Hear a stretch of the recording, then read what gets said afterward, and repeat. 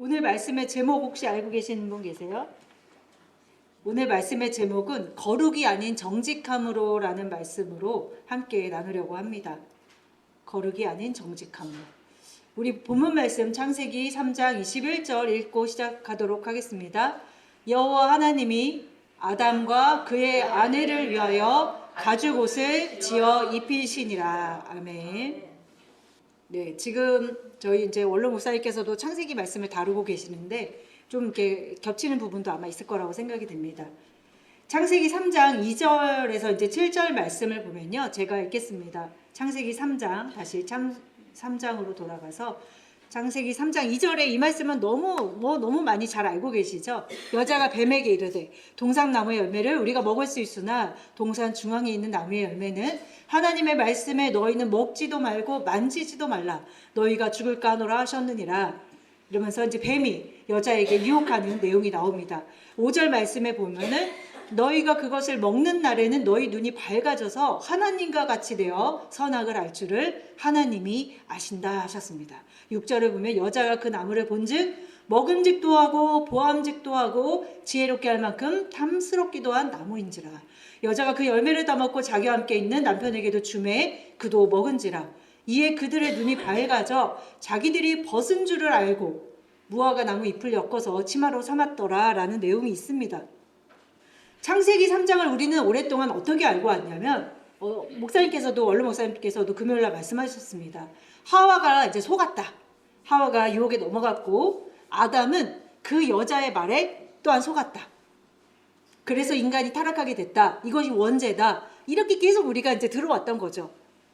이것이 틀리다라고는 말할 수 없겠지만 이것은 어찌 보면 굉장히 표면적인 해석입니다. 우리가 예수 안에 들어가면 들어갈수록 누가 발견이 되냐면 예수가 발견이 되게 돼 있습니다. 그래서 진리의 말씀이라는 게 따로 있는 것이 아니라 우리가 낮아지면 낮아질수록 나라는 껍질이 벗겨지면서 그 안에 말씀 안에 누가 보이기 시작하냐면 예수 그리스도가 보이기 시작해요.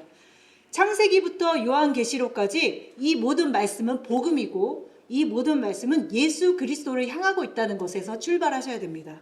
그래서 이 창세기의 말씀도 어떤 남자와 여자의 불순종을 다루고 있는 것이 아니라 오실 예수님에 대한 이야기라는 것을 우리가 반드시 알고 가야 된다는 것이죠.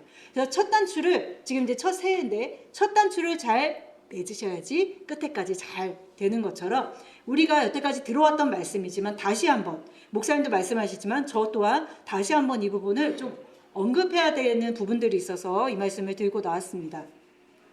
우리가 신약에서 에베소서 5장 31절에 보면요. 읽겠습니다. 그러므로 사람이 부모를 떠나 그의 아내와 합하여 그 둘이 한 육체가 될지니 이 비밀이 크도다. 나는 그리스도와 교회에 대하여 말하노라. 지금 창세기의 아담과 하와의 이야기는요. 비밀입니다. 왜냐하면 감춰져 있습니다. 무엇이 비밀이냐면 이 말씀은 그리스도와 교회에 대해서 이야기하고 있다는 것입니다. 남녀의 어떤 그 불순종이 아닙니다. 이것은 비밀이고 가려워져 있는데 그리스도와 교회에 대한 이야기라는 것을 우리가 마음속에 새기셔야겠습니다. 바울은 이것을 깨달았습니다. 아주 명확하게 남편과 아내의 관계를 그리스도와 교회의 관계로 연결하고 있습니다. 그러니까 창세기의 남자와 여자를 단지 한 남자와 한 여자의 관계가 아닌 그리스도와 교회의 모형으로 보는 관점에서 바울이 확실하게 깨달아서 신약에 기록하고 있다는 것입니다. 근데 우리가 이것을 다 기록이 되어 있는데도 연결을 시키지 못하고 있다는 것이죠. 또 다른 말씀을 한번 보겠습니다. 고린도전서 11장 말씀에 11장 3절 보겠습니다. 그러나 나는 너희가 알기를 원하노니 각 남자의 머리는 그리스도요 여자의 머리는 남자요 그리스도의 머리는 하나님이시니라. 아멘. 여기서도 남자 여자 관계가 단순히 성별 관계가 아닌 그리스도와 교회의 머리 또한 몸의 관계가 있다는 것을 이야기하고 있다는 것입니다. 그래서 창세기에서 이미 아담은 머리로 또 떠나지 않는 남편으로 또 죄 없는 자의 죽음으로 이 모든 구조가 예수 그리스도를 향하고 있다는 것을 우리가 아셔야 됩니다. 그것이 이미 아담 안에 들어있는 거예요. 그 말씀 안에. 여자가 선악과를 먹은 것은 목사님 말씀하신 걸 잘 들으신 분은 아마 아실 겁니다. 그것은 실수도 아니고 약함도 아니고 어떤 순서의 문제도 아닙니다. 선악과 사건을 단순한 불순종의 스토리로 보지 말고 하나님께서 이미 예정하신 구속사의 큰 그림으로 보셔야 된다는 것입니다. 안 그러면 굉장히 초등학문, 굉장히 동화적인 이야기에 멈춰서 그것을 그냥 원죄지. 하하가 그렇게 약해가지고 그걸 따먹고도 남편에게까지 줬네. 너무 정말 유치한 말씀이 되는 거예요. 초등학교적인 말씀이 되는 것입니다. 하지만 우리의 출발은 그렇게 출발을 합니다. 그러다가 점점 이제 하나님께서 인도하시는 것이죠. 다시 한번 정리해보면은 여자가 먼저 선악과를 먹은 것은 무엇을 뜻하냐면 이것은 단순히 여성이 약하고 불순종해서가 아니라 이것은 구속사적인 이야기인데 뭐냐면 교회가, 여자가 교회라고 했죠. 교회가 먼저는 율법 아래에 들어가는 그림입니다. 교회가 먼저 율법 아래에 들어가는 과정으로 볼 수 있는 것이고 이 율법 아래에 들어감으로써 죽음을 겪게 됩니다. 이게 여자가 선악과를 따는 모습으로 보여지는 거예요. 계시된 것이고 그 뒤에야 부활과 은혜가 나타나는 하나님의 큰 그림이 있다는 거예요. 율법에 의해서 먼저 죽임을 당해야 되는 것인데 이건 바울 서신에서 이미 기록되어 있습니다. 율법이라는 것은 죄를 드러나게 합니다. 그리고 인간을 죽음으로 인도하는 것이 율법이 하는 일입니다. 그 과정을 통해서 그리스도의 은혜와 부활이 더 분명하게 드러나게 돼 있다는 것이죠. 그러니까 결국에 이 관점은 뭐냐면 처음부터 하나님께서 선악과 사건을 통해서 율법 아래에 들어갔다가 다시 은혜로 나아가게 되는 그 속의 드라마라는 거예요. 그래서 여자가 먼저 먹은 것도 그리스도와 교회의 관계로 보면은 교회가 먼저 율법의 자리로 들어가고 나중에 예수 그리스도가 오셔서 그 죄를 함께 짊어지심으로써 언약의 회복 가운데로 들어가는 그림이라는 겁니다. 그렇다면 왜 하나님께서 그것을 먹지 말라 하셨을까? 차라리 그냥 먹으라고 하시지. 하나님의 구속사고 정해진 일이라면 근데 너네들이 그걸 먹어야 된다 이렇게 말씀하시지 왜 먹지 말라고 하셨을까요? 하나님이 먹지 말라고 명령을 주신 거는요, 인간에게 자유의지의 선택을 주신 거예요. 처음부터 먹어라 했으면 어떤 선택이 그것이 없잖아요. 근데 먹지 말라고 하셨다는 것은 뭐냐면 하나님의 이 사랑이라는 것은 강요된 선택이 아닙니다. 본인이 선택해야 돼요. 본인이 선택해야지 진짜 자유인 거잖아요. 그렇죠? 강요된 사랑은 자유가 아니죠. 하나님께서는 그 자유의 정말 사랑이 무엇인지를 이곳에서 보여주고 있다는 것입니다. 그래서 하나님께서는 인간에게 진짜 참 자유의지를 행사할 수 있는 기회를 부여하신 것이죠. 만약 처음부터 먹어라 했으면 어떻게 됐습니까? 인간이 이 의미 있는 선택의 과정을 겪지 않았겠죠. 불순종으로 인해서 하나님의 복음을 경험하고 이런 과정이 없었겠죠. 그냥 먹었으니까, 그렇죠? 근데 하나님께서 그렇게 일하시지 않았다는 것입니다. 하나님이 인간이 순종을 통해서 하나님과의 관계 속으로 들어오고 그 관계를 배우고 결국에는 불순종하게 되지만 그것을 통해서 하나님의 더 큰 은혜를 경험하게 하신다는 것입니다. 그렇다면 하나님이 처음부터 인간이 실패할 것을 모르셨을까요? 하나님은 아셨어요. 하나님은 아셨습니다. 하지만 오히려 그 실패를 통해서 하나님의 더 큰 구속의 은혜, 오직 예수 그리스도로만이 구원받을 수 있다는 것을 보여주시기 위한 하나님의 계획이셨다는 것입니다.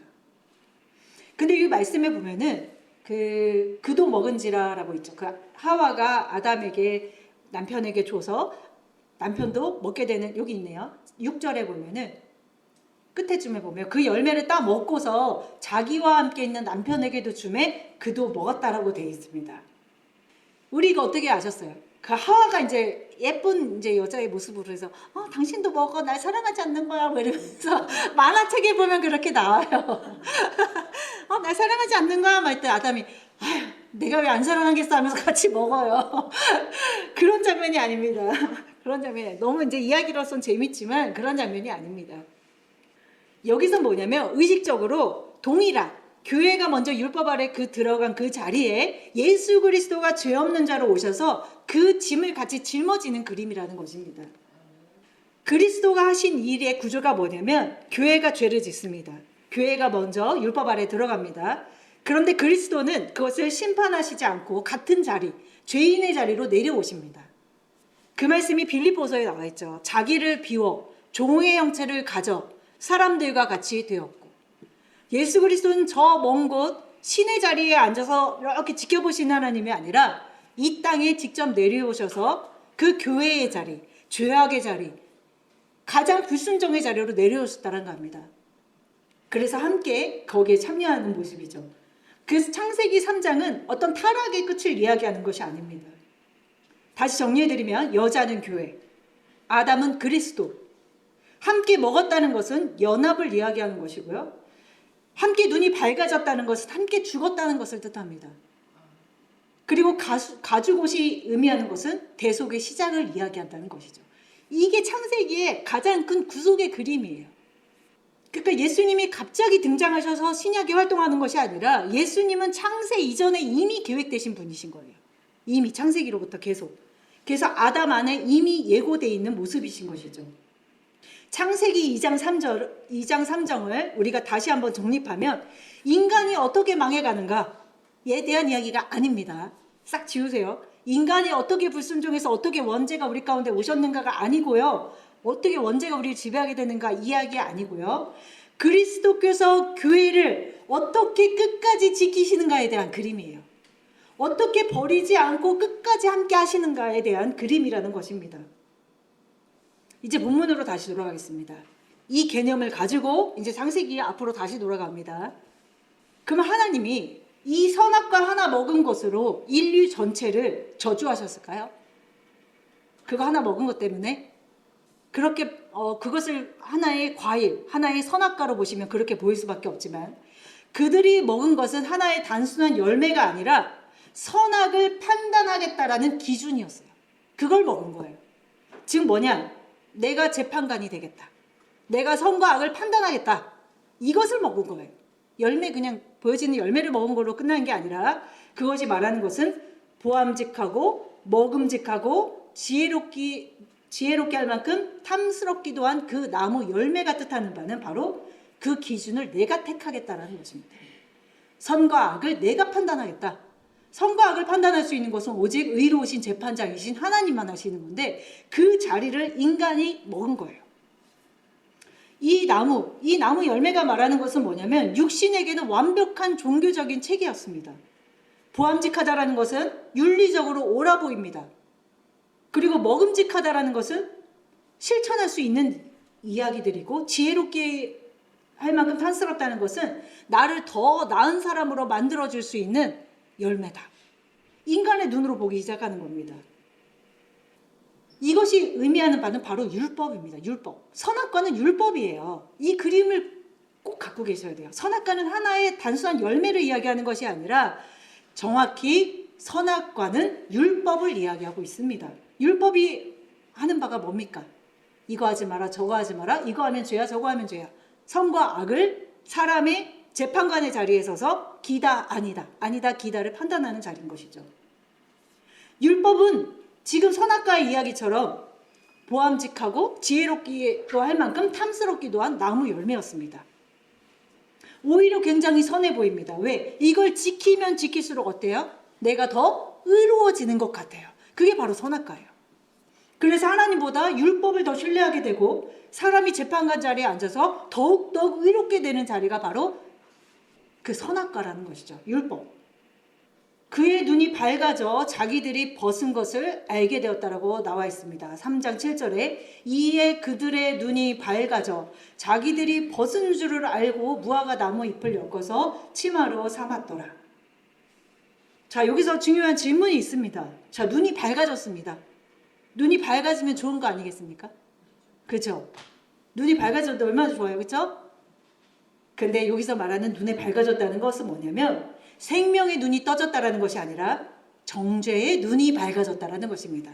판단의 눈이 밝아졌다라는 것입니다. 율법의 기능이 바로 그것입니다. 보게 하는 것, 부족함을 들춰내는 것, 수치를 나타내는 것. 거기에 눈이 떠졌다라는 거예요. 율법 자체로는 우리를 하나님 앞으로 데려갈 수 없습니다. 율법이 비추는 것은 주인공이 누구냐면 나예요, 나. 예수 그리스도를 향하고 있는 것이 아니라 나를 비추게 돼 있습니다. 그래서 어떻게 돼요? 더 나은 내가 돼야 되고 더욱더 열심을 내는 내가 돼야 되고 그것을 지키려고 하는 나를 조명하게 돼 있습니다. 하지만 참 율법의 기능은 뭐냐면요. 참 율법의 기능은 그것을 지킬 수 있는 내가 아니라 지킬 수 없는 나를 발견하게 하는 것이 참 율법의 기능이에요. 지킬 수 없는 나를 발견하게 되니까 누구를 보게 돼요? 오직 그것을 온전히 지키신 예수 그리스도만 바라보게 되는 거예요. 근데 그것이 되지 않으면 그 율법 안에서 계속 의로워지려는 행위 가운데 있다라는 것이죠. 근데 대부분 예수 그리스도를 발견하는 게 아니라 더 나은 나를 막 발견하는 거예요. 이 정도 했으면 됐지. 나만큼 이렇게 율법을 잘 지키는 자가 있을까? 나만큼 이렇게 예배 잘 드리는 자가 있을까? 하면서 자꾸 자기를 발견하는 거예요. 그런데 지금 어떻게 했냐면 무화과 나무 잎을 엮어서 치마로 삼았습니다. 자기들이 벗은 줄을 깨닫고. 이것이 바로 자기 의의 시작이 되겠습니다. 눈이 밝아진 인간의 첫 행동. 그러니까 판단하는 눈이 떠졌어요. 이제 판단하는 눈이 딱 떠지니까 처음 하는 행동이 뭐였냐면 기도도 아니고 회개도 아니었어요. 뭐였을까요? 가리우는 거예요. 가리는 거. 가립니다. 그것은 신약으로 들어가면 뭘 이야기하냐면 외식하게 되었다. 이제 외식하기 시작하는 겁니다. 이것이 바로 무화과 나무 잎이 하는 것이죠. 겉을 가리는 거예요. 겉을. 회칠한 무덤 그리고 외식 그것이 바로 무화과 나무 잎 그리고 연결하면 율법. 율법으로 우리가 의로워질 수 있습니까? 의로워질 수 없습니다. 그것이 바로 무화과 나무 잎을 이야기합니다. 무화과 나무 잎으로 오롯 치마를 했어요. 자, 이것이 영원합니까? 다시 들고 또 하고 또 입고 또 입어야 되는 것이죠. 무화과 나무 잎은 결국에는 자신들의 부끄러움을 스스로 가리려는 인간들의 첫 시도였습니다. 이건 하나님 앞에 진실로서 내가 정직한 모습으로서 죄인임을 알고 나아가기보다는 그것을 감추려 하고 덮으려 했다는 것입니다. 바리새인들을 한번 봅시다. 바리새인들의 보면은 그들은 겉으로는 율법을 굉장히 잘 지켰습니다. 회칠한 무덤으로서 겉으로는 그럴싸한 모습을 갖고 있었어요. 근데 실제로 그들의 내면은 어땠습니까? 외식하는 자들이었어요. 많은 회중에 있는 거리에서 옷을 길게 늘어뜨리고 기도하는 모습으로 서 있습니다. 하지만 하나님께서 어떤 자의 기도를 들으셨습니까? 죄인의 기도를 들으셨어요. 하나님을 참아 보지도 못하고 가슴을 치면서 나는 죄인이로소이다. 이렇게 기도하는 자의 기도를 들으셨다는 것입니다. 바로 그 외식의 뿌리가 무화과 잎으로 가린 최초의 순간에 드러나 있다는 것입니다. 하나님은 결국 인간이 무화과 잎으로 가린 걸 벗기시게 돼 있습니다. 왜냐하면 참이 아니니까. 그리고 어떻게 되냐면 직접 무슨 옷을 입혀주시죠? 가죽옷을 입혀주시잖아요.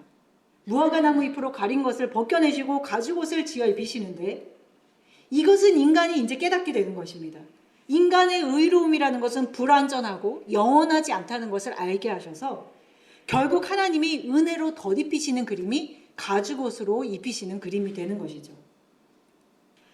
정리하면은 무화과 나무 잎은 인간이 취하는 첫 외식하는 그림이고요. 그게 이후에 율법주의 또 겉모습만 꾸미는 회칠한 무덤과 같은 신앙과 연결이 됩니다. 그렇지만 하나님은 그 외식을 넘어서 진짜 은혜로 예수 그리스도의 그 피로 말미암아 은혜로 입히시는 것을 보여주는 것이 가죽옷으로 설명이 되어 있다는 것입니다. 이렇게 창세기의 모든 그림을 딱 완성해 놓고 풀어가시는 거예요. 근데 창세기에서 이것을 동화적인 이야기로 딱 해놓고 풀어가려니 이게 맞지 않는 거예요. 무화과 나무 잎은 율법 아래서 인간이 만들어내는 모든 종교의 행위를 이야기합니다. 우리에게 무화과 나무 잎으로 만든 치마가 뭐가 있을 수 있을까요? 무화과 나무 잎은 우리에게 뭐가 될 수 있냐면 봉사, 헌신, 헌금, 또 내가 살아가면서 사람들과의 좋은 관계성, 성실함, 다른 사람한테 칭찬받는 모든 것들. 그러니까 나의 의예요. 나의 의로 무화과 나무 잎을 입고 있으면서 그것이 되게 아름답다라고 생각하는 거예요. 난 지금 잘하고 있지. 그런데 하나님께서 그걸 보시고 가만두실까요? 벗기십니다. 벗기시면 어떻게 돼요? 수치가 드러나야죠. 나쁜 걸까요? 아니죠. 과정이죠. 당연히 드러나야죠. 그렇게 무화과나무 치마로 치장된 나의 모습이 하나님의 손으로 벗김을 받아서 수치를 당해야죠. 그래서 내가 이루려고 했던 봉사와 헌신과 헌금과 이 모든 것들이 하나님 보시기에는 아무것도 아닌 거구나. 내가 나의 의로서 가리었던 것이구나를 아셔야 되는 거예요. 그럴 때 어떻게 되냐고요? 예수 그리스도의 십자가의 보혈로 가죽 옷을 입히시는 거예요. 그러면 더 이상 내가 무화과 나무 잎으로 만든 치마를 날마다 입지 않겠죠. 무화과 나무 잎으로 절대로 가려지지 않습니다. 율법은 항상 인간에게 이렇게 이야기합니다. 뭔가 해야 된다. 이 상태로는 안 된다. 가만히 있으면 안 된다. 뭔가 해야 된다. 자꾸 이렇게 사람의 행위를 부추기게 됩니다. 무화과 나무 잎은요, 금방 시들죠. 그리고 마르죠. 그리고 계절을 못 넘기죠. 영원성이 없다는 것을 이야기합니다. 사람이 열심히 그렇습니다. 지금 순간 막 잘하는 것 같고 그럴듯해 보입니다. 굉장히 의로워 보이고 은혜가 넘쳐 보입니다. 우리가 그런 말 잘하죠. 저분은 내가 볼 땐 참 믿음이 좋아. 뭘 보고? 뭘 보고 얘기하는 거예요? 뭘 보고? 우리는 알 수 없어요. 어떤 사람의 어떤 행위만 가지고 저 사람은 정말 믿음이 장난이 아니신 것 같아. 우리가 알 수 없습니다. 오직 그 믿음은 하나님 앞에만 하나님이 알 수 있는 거예요. 그럴듯해 보이는 모든 모습도요, 하나님 앞에서 무너지게 돼 있습니다. 무너져야 합니다. 그래서 성경이 이렇게 말합니다. 육체의 열심은요, 하나님 앞에 연락되지 않습니다. 하나님께서 받으시는 열매는 우리가 죽어지고 내 안에서 나타나는 오직 그리스도라는 열매만 받으세요. 우리의 열매를 받으시는 게 아니에요. 우리가 죽고 낮아져서 내가 정말 나의 힘으로는 할 수 없다는 것이 완전히 내 안에 새겨지고 깨달아질 때에 우리가 비로소 그때 열매를 내게 되어 있습니다. 그리스도의 열매. 그거 받으시는 거예요. 하나님께서 너희가 빈손으로 오지 말라. 이상하다. 나는 예물도 드리고 다 했는데. 무슨 얘기인가요? 너의 것으로 가져오지 말라는 거예요. 너가 그렇게 무수한 재물을 갖고 와도 이사야에 말씀하시죠. 무수한 재물과 무수한 짐승을 잡고 해도 나의 마당만 밟을 뿐이다. 내가 너의 짐을 지기에 곤비하다라고 말씀하시잖아요. 율법은요, 인간을 더 의롭게 하기 위해서 주신 것이 아닙니다. 무엇을 주기 위해서 율법을 주셨냐면 인간이 스스로 그것을 절대로 지킬 수 없다는 것을 증명하기 위해서 주신 것입니다. 하지만 하나님께서는 거기서 끝내지 않으시고요. 율법의 길을 닫으시고 생명의 길을 열어주시는 것을 예수 그리스도로 하셨다라는 것입니다. 하나님은요, 우리에게 이걸 원하십니다. 아무것도 가리지 말고, 아무것도 이렇게 무화과 나무 잎으로 엮어서 오지 말고, 차라리 내 앞에 아무것도 거치지 말고 내 앞에 서라. 그 있는 모습 그대로 내 앞에 나와라 이거예요. 있는 척하지 말고, 아는 척하지 말고 지금 나의 죄인된 모습 그대로 나오기를 바라신다는 것입니다. 이것이 바로 율법 이후의 삶이고 복음 안에서 자유를 누리는 것입니다. 갈라디아서 3장 21절 말씀. 그러면 율법이 하나님의 약속들과 반대되는 것이냐? 결코 그럴 수 없느니라. 만일 능히 살게 하는 율법을 주셨더라면 의가 반드시 율법으로 말미암았습니다. 그러나 성경이 모든 것을 죄 아래 가두었으니 이는 예수 그리스도를 믿음으로 말미암는 약속을 믿는 자들에게 주려 함이라. 율법으로 안 된다고 믿는 그들에게 이제 누구를 주시겠다고요? 예수 그리스도를 믿는 믿음. 나는 지킬 수 없잖아요. 그러면 그걸 온전히 지켜내신 예수 그리스도의 그 믿음을 믿는 자들에게 주셨다는 것입니다. 우리의 신앙 가운데요, 풀은 마르고 꽃은 시드는 일이 반드시 있어야 합니다. 이 말씀이 어디에 있죠? 이사야 40장 6절에서 8절 말씀에 있습니다. 말하는 자의 소리여 이르되 외치라 대답하되 내가 무엇이라 외치리까 하니 이르되 모든 육체는 풀이요 그의 모든 아름다움은 들의 꽃과 같으니 풀은 마르고 꽃이 시들면 여호와의 기운이 그 위에 불미라. 이 백성은 실로 풀이로다. 풀은 마르고 꽃은 시드나 우리 하나님의 말씀은 영원히 서리라. 아멘. 동풍, 우리가 올해 받은 말씀이 성령을 선물로 받는 것입니다. 성령은요, 동풍으로 불어옵니다. 뜨거운 하나님의 기운이에요. 그것이 오셔서 무엇을 하냐면 먼저는 우리 안에 있는 풀과 아름다운 꽃을 태우십니다. 자, 꽃이 시들고 풀은 마르니까 어떻게 보입니까? 아, 뭔가 망해가는 것 같고 안 좋아 보이죠? 하지만 무엇을 남기기 위한? 하나님의 말씀만 남기기 위한 성령님의 작업이라는 것입니다. 로마서 7장 18절 말씀입니다. 자, 사도 바울은 이렇게 깨달았습니다. 사도 바울이 하나님 안에서 온전히 들어갔을 때에 자신이 갖고 있던 풀과 꽃이 마르는 것을 직접 느끼셨어요. 그리고 이렇게 고백합니다. 내 속, 곧 내 육신에 선한 것이 거하지 않는 줄을 아노니. 알았어요. 예전엔 그것으로 살았는데 이제는 알았어요. 원함은 내게 있으나 선을 행하는 것이 내게 없다라는 것을 알았어요. 내가 원하는 바 선은 행하지 아니하고 도리어 원하지 아니하는 바 악을 행하는구나. 만일 내가 원하지 아니하는 그것을 하면 이를 행하는 자는 내가 아니요 내 속에 거하는 죄니라. 그러므로 내가 한 법을 깨달았노니 그 선을 행하기 원하는 나에게 악이 함께 있다는 것을 알게 된 거예요. 풀과 꽃이 시든 것을 경험한, 내가 성령을 체험했다라고 말하는 자들의 열매를 보면요, 막 자신이 높아져 있고 자신이 무엇이 된 것처럼 보이는 자는 온전한 성령의 열매가 나타나는 자가 아닙니다. 정말 성령의 열매는 무엇이냐면 낮춰짐으로 보여져요. 왜? 그의 풀과 꽃이 다 시들었기 때문에 그에게서는 그를 보는 것이 아니라 예수 그리스도를 보게 돼 있어요. 그것이 성령의 체험을 한 사람의 진짜 모습이라는 것입니다. 여러분이 성령의 선물을 받기 원한다고 했을 때 그 안에는 어떤 내용이 숨겨져 있냐면, 하나님, 내가 원하는, 내가 바라는 풀과 꽃이 다 시들고 오직 예수 그리스도만 남게 해달라는 그 고백이 함께 들어있어야 됩니다. 그런 자가 진짜 선물 받는 거예요. 빌립보서 3장 7절에서 8절 말씀에도 이렇게 고백합니다. 그러나 무엇이든지 내게 유익하던 것을 내가 그리스도를 위하여 다 해로 여길 뿐더러 또한 모든 것을 해로 여김은 내 주 그리스도 예수를 아는 지식이 가장 고상하기 때문이라. 내가 그를 위하여 모든 것을 잃어버리고 배설물로 여김은 그리스도를 얻고 그 안에서 발견되려 함이니 내가 가진 의는 율법에서 난 것이 아니고, 여기서 뭐예요? 무화과 나무 잎을 벗어버린 거예요. 이거 아니고 뭐야? 밑에 오직 그리스도를 믿는, 올려주세요. 9절. 오직 그리스도를 믿음으로 말미암은 것이니 곧 믿음으로 하나님께로부터 난 의라 가죽옷으로 교체되는 그 말씀입니다. 바울의 고백은 이거예요. 바울은요, 꽃도 피워봤고요, 아름다운 풀도 있어 본 분입니다. 정말 아름다운 꽃을 피웠던 분이시죠. 근데 그가 이렇게 고백하시는 거예요. 그 율법으로는요, 하루를 가리면 또 엮고 그 다음날이 되면 또 해야 되고, 그래서 율법은 신앙 외에 자유가 없습니다. 사람을 쉬게 하지 않습니다. 사람으로 하여금 계속 열심을 내게 합니다.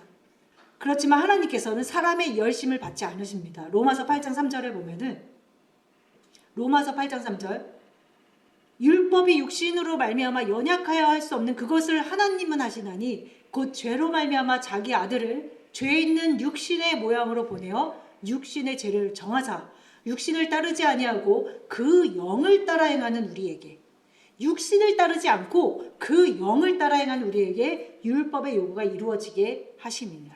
육신을 따르는 자는 육신의 일을, 영을 따르는 자는, 올려주세요. 영을 따르는 자는 영의 일을 생각하나니 육신의 생각은 사망이요 영의 생각은 생명과 평안이니라 라고 이야기하고 있습니다. 율법이 못하는 걸 누가 하셨냐면 하나님이 직접 하셨습니다. 그래서 무화과 나무 잎은 버려지고 가죽옷이 입혀졌다는 것이죠. 그래서 바울의 한 문장으로 이것을, 지금까지 나눈 말씀을 바울의 한 문장으로 싹 정리하면요, 갈라디아서 2장 20절이 되는 것입니다. 갈라디아서, 내가 그리스도와 함께 십자가에 못 박혔나니, 그러니까 무화과 나무 잎을 엮어서 푸른 풀을 내고 아름다운 꽃을 냈던 나가 어떻게 됐어요? 예수 그리스도의 십자가에 못 박혔어. 그럴 때 어떻게 되냐면 이제는 내가 사는 것이 아니고 오직 내 안에 그리스도께서 사는 것이라. 이제 내가 육체 가운데 사는 것은 나를 사랑하사 나를 위하여 자기 자신을 버리신 하나님의 아들을 믿는 믿음, 하나님의 그 믿음으로 살겠다라는 고백을 하시게 되는 것입니다. 이제는 진짜 우리가 이 시간에 이 말씀을 들으면서 내가 입었던 그 무화과 나무 잎의 무엇인가를 깨달으셔야 돼요. 그래서 그것이 벗는 순간이 오셔야 되고요. 이제는 그런 모든 열심이 죽고 생명으로 다시 돌아가셔야 된다는 것입니다. 그래서 오늘 말씀을 통해서 여러분에게 함께 나누고자 하는 것은 그것입니다. 선악과, 즉 우리의 기준, 나를 판단하고 신앙을 평가하고 했던 모든 그 재판관의 자리에서 내려오셔야 됩니다. 그것으로 계속 행하면요, 여전히 무화과 나무 잎을 엮어서 입고 계시는 거예요. 오늘 하나님께서는 우리에게 이렇게 말씀하십니다. 아무것도 가리지 말고 그대로 내 앞에 나와라. 그리고 남이 무화과 나무 잎을 여전히 입고 있다고 해서 그거 판단하지 말아라. 우리 얼마나 교회 안에, 공동체 안에 많은 판단이 있습니까? 우리가 무엇이 의로워서 남을 판단하겠습니까? 로마서 7장 10절 말씀을 보겠습니다. 로마서 7장 10절 말씀에 생명에 이르게 할 그 계명이 내게 대하여 도리어 사망에 이르게 하는 것이 되었도다. 죄가 기회를 타서 계명으로 말미암아 나를 속이고 그것으로 나를 죽였는지라. 이를 보건대 율법은 거룩하고 계명도 거룩하고 의로우며 선하도다. 그런즉 선한 것이 내게 사망이 되었느냐? 그럴 수 없느니라. 오직 죄가 죄로 드러나기 위하여 선한 그것으로 말미암아 나를 죽게 만들었으니 이는 계명으로 말미암아 죄로 심히 죄되게 하려 함이라. 이게 바로 율법이 요구하는 바예요. 율법이 요구하는 바는 내가 절대로 하나님 앞에 이것으로 의로워질 수 없다라는 것을 깨닫는 것이 바로 율법의 요구인 것입니다. 그러니까 율법의 역할은 이것입니다. 고쳐라, 개선하라, 더 거룩해져라 아닙니다. 뭘까요? 율법에 대하여 죽어야 된다는 것입니다. 왜냐하면 살아있는 자는 여전히 살아있는 자아를 가지고서는 하나님의 은혜를 입을 수가 없습니다. 율법 안에서 죽은 자만이 부활을 경험하게 돼 있다는 것입니다. 로마서 6장 6절에 우리가 알거니와 우리의 옛사람이 예수와 함께 십자가에 못 박힌 것은 죄의 몸이 멸하여 다시는 우리가 죄에게 종노릇하려 하지 않음이라. 모든 말씀에 사도 바울께서 이미 이렇게 다 깨달아서 다 신약 안에다가 다 이렇게 기록해 놓으셨는데 우리가 이것을 이렇게 연결을 시키지 못하시는 것이죠. 복음이요, 진정한 복음, 우리가 진리 이야기합니다. 아, 우리 교회는 뭐 진리의 말씀이 있어 막 이렇게 얘기하는데 그 진리의 말씀이라는 게 뭡니까? 뭐 히브리어를 더 많이 뭐 해석해서 진리겠습니까? 그것이 아닙니다. 진리의 말씀은 뭐냐면 그 복음이 들어가면 우리가 더 거룩해지는 게 아니라 못난 내 자아를 더 드러내는 것이 진리의 복음입니다. 예수 그리스도 안에서 나의 그 못났던 내가 행하려 했던 것들이 드러나게 하신 것이 하나님의 복음이라는 거예요. 이것이 굉장히 건강한 교회입니다. 내 수치가 드러났다고 해서 아유 안 되겠다 이거 아니에요. 오히려 감사하셔야 돼요. 내 수치가 드러난 그 시점에서 감사하셔야 된다는 것입니다. 제가 요즘 참 감사합니다. 예전에 저도 이런 과정들을 겪어왔잖아요. 지금도 여전히 과정 속에 있지만 여러 사람들을 통해서 저의 그런 악함, 저도 발견하지 못했던 그 뿌리의 근원, 내가 의롭다고 여겼던 많은 것들을 하나님께서는 관계 속에서 드러내셨어요. 많은 사람들의 관계 속에서 드러내셨습니다. 그래서 거기서 깨달은 건 뭐냐면 아, 내가 처음으로 그 고백을 합니다. 내 안에 선한 것이 하나도 없구나. 내가 막 열심을 내서 해보려고 했던 것조차 하나님께서 내려놓게 하신 그 시점에 저는 자유를 얻게 됐습니다. 아, 내 안에 선한 것이 없으므로 이제는 예수 그리스도만 바라보게 되니까 그것이 그렇게 감사한 거예요. 그때 당시에는 그게 괴로웠죠. 아, 저 사람 때문에 내가 이렇게 힘들지. 항상 관점이 그랬어요. 아, 내가 저 사람만 아니었으면 이렇게 내가 힘들게 신앙생활을 할까? 뭐 이런 생각도 했었습니다, 많이. 근데 돌이켜보니 그 사람들을 통해서 내가 드러났던 거예요. 얼마나 감사합니까? 그 사람들이 아니었으면 난 여전히 의로움 속에서 살고 있을 거 아니에요. 여전히 무화과 나무 잎을 엮어서 내 치마 예쁘죠? 이러고 있었을 거 아니에요. 그런데 그 사람들이 나의 하나님께서 관계 속에서 무화과 나무 잎에 치마를 벗기시고 가죽 옷을 입히시니까 이제 아는 거예요. 이제. 그 지나올 때는 몰랐는데.